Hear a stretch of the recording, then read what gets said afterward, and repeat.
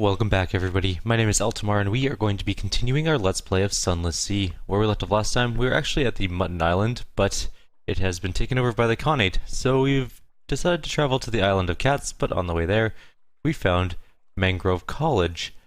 So we're going to compile a port report, sages, scholars, philosophers, naturalists, poets, dreamers, here to pursue their rarefied ideals in a land of mudded fecundity. Fecundity? That's a good word, I don't actually know. All shall be well. The thinkers of Mangrove College continue their untroubled and sedentary existence. New schools of philosophy are born and die like bubbles. Extraordinary poetries are written in water. The occasional retired pirate tries and fails to get invited to salons. So our hunger quality is gone, we can supply, and we can engage a new officer, but it is another engineer, but it doesn't cost any money, so why not? Hello, where are you headed? On second thoughts, I don't mind. Can I come aboard? Yes, I'm an engineer, but I'm an engineer in a hurry. Sure. We now have Maybe's daughter. We'll take a look at her in a minute to see what she is. We can also pick up a passenger. Why not? The Mangrove College is named for its scholars and philosophers. They have long abandoned civilized comforts for life of the mind. Sometimes they want civilized comforts back. So now we have a checkered character. The principals, Port Cecil, black and white and silver. Please take me there sooner, later, doesn't matter. I know how complex the moves can be, so we can take him to somewhere. We can eat, drink, and be merry. Why not? We've lost 10 terror, tart morals, and moral tart.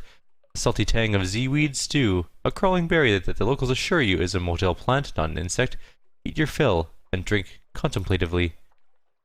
That's pretty much all we can do here, unfortunately. We can't really do a whole lot else. We're not doing Santa Claus's thing here. So we're going to continue to try and find the cat place. It might be just north of here. It's sort of hard to tell where things are because they move. Well, they don't move, but they are randomized every time. So we found a nice little college. Yeah, college, not cottage. We're going to try and head north towards the Khan territories. Swallowing Isles is some distance to the northeast. We're close to it. We might as well stop in there on the way. Luckily our terror is very low, but we are running lower on fuel, so we're actually going to burn some terror in order to conserve some of our fuel. So we've met the Swallowing Isles. I don't think there's... Oh, there is a shore. Let's go take a look. Or a dock, I should say. You can tell by the little circle, which you can barely see. It's right there. Tigalar Bay.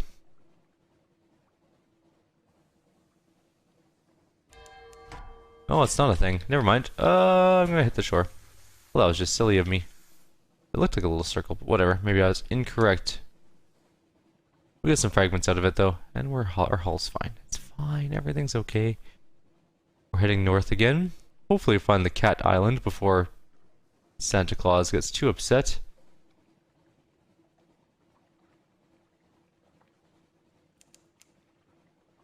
Come on, island, where are you?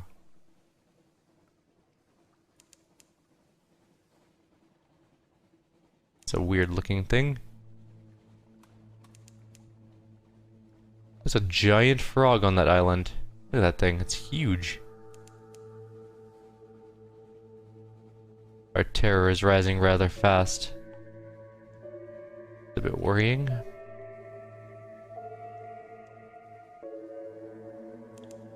Sea of Lilies. Guess we could stop in there, why not? There's also something directly north of us. You can see it on the map. What is that?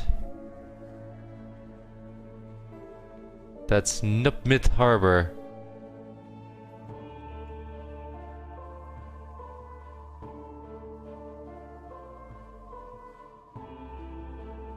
We're gonna die from Santa. We can't find this cat place. Wisdom. Nupmith built this place as a prison for the Khanate. Warrock River, he says dangerously. Lemmer is their toe. The shady cook wants to go ashore. I mean, fine, go for it. Oh yes, the unctuous fellow assures you we value enthusiasm over formal qualifications. The nut oracles are always hungry, but they are also delicate in their taste. Their meals must be prepared assiduously. I understand this fellow is indentured to you. Well, we have collected a tremendous store of knowledge from the oracles. Tremendous. Let me give you some of my notes, and we will of course replenish your stores. Thank you so much. The cook is gone. That being said, we got tons of stuff. We lost our shady cook, fine, we lost 1 heart, big deal, not a problem. 5 supplies, 5 fuel, 1 secret, 1 strategic information, 5 tales of terror, 5 Z stories, 5 memories of distant shore, 5 visions of the surface, 1 move in the great game. That's a hell of a lot of stuff. We're also gonna get port report.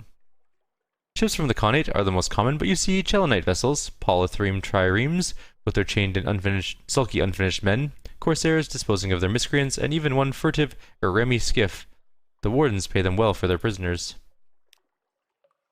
We don't have any prisoners yet. We could rescue a prisoner, but we're not going to do that, because I don't care enough to. And also, we only have a 13% chance. So, we got a bunch of stuff, which is good, because we might immediately die. I'm not even kidding. Santa is not going to be thrilled that we're taking so long with his little mission. Maybe we could say goodbye to him.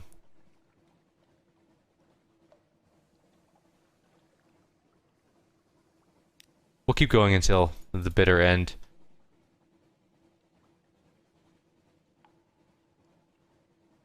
Where is this stupid Isle of Cats? It could be north of the heart, which is annoying, but I'm hoping it's around here somewhere.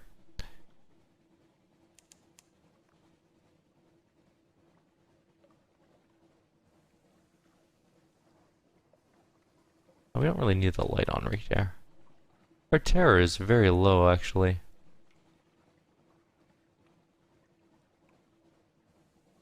Where are we going to go? It's not up there for sure. It could be down more, though. It's usually on this tier. Oh, well, I'm gonna go continue our search. I mean, I might as well knock that off. Where is it? Over there. Okay. And I'll just start the video back again when we find something neat. Or something. Oh crap, there's an albino moray right there. Let's not fight that. Anyways, I'll be back shortly either at the island or at another neat thing that we will find. Oh, we're gonna get hit by a moray eel. No, we didn't. It ran away. Good. Alright, see you guys in a couple seconds. Welcome back, everybody. So we found Visage, which is a different town, but it is generally close to the Isle of Cats, so hopefully we'll be able to find it in the immediate area, but we're going to do Visage first. This is the port of Visage, where faces may not be naked. Let's go ashore. Well, let's go port report first.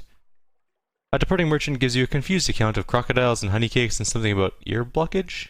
To this, you add your own impressions about the street layout, close to the port, and the types of commerce here. When the lights are especially bright, it's possible to make out the details of the profile of that great stone face. Alright. We could go inwards, but we really need to find the Isle of Cats. So, we're going to come back to Visage. It's going to be a thing we're going to do later. So we have this port. That was the prison island, though. So the the Island of Cats should be around here somewhere. Visage and the Island of Cats are generally in the same sort of tile, according to the internet. Hopefully it is correct. Isle of Cats, perfect. That's exactly what we were looking for.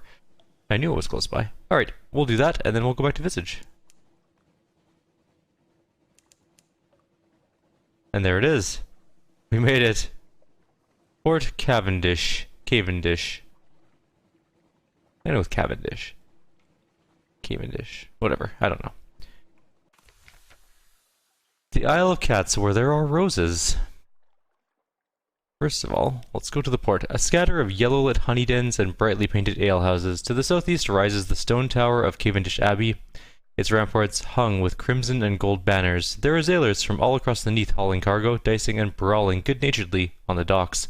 The air carries the sound of sea shanties, sung with more enthusiasm than skill, and the smell of roses edged with brimstone. We could get the piratical welcome. Welcome to the Isle of Cats, the wide-eyed dockmaster says brightly. Would you like to bribe me not to write down your details in this nice official ledger? Yeah, that'd be nice. You hand over the coins, and she tips you with a sharp smile before waving you to the next, or the nearest alehouse. The entire process is straightforwardly corrupt and pleasingly efficient.